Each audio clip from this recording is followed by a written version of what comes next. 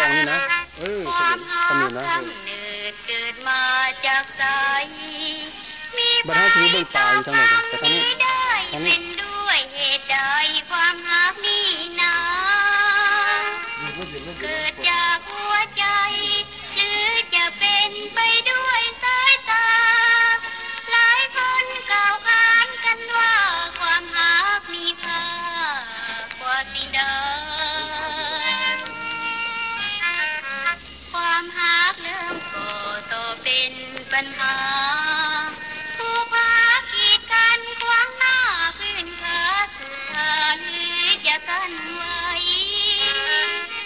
ก่อนจะหักกัน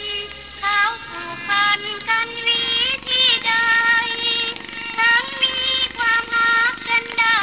หรือว่าหัวใจเขามีเหมือนกันทั้งให้เป็นฟ้ามาปิดบังกลางกันให้โลกนี้สิ้นแสงจันทร์แต่ห้ามหักกันนั้นยากสุดแสน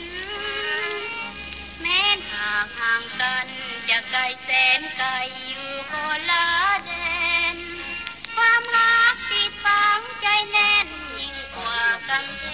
งแผ่นเหล็กไหลความรักมีค่าอย่างมหาศาลคือไปใจต้องไว้วันใครจะคิดกันกังกันบ่ไหว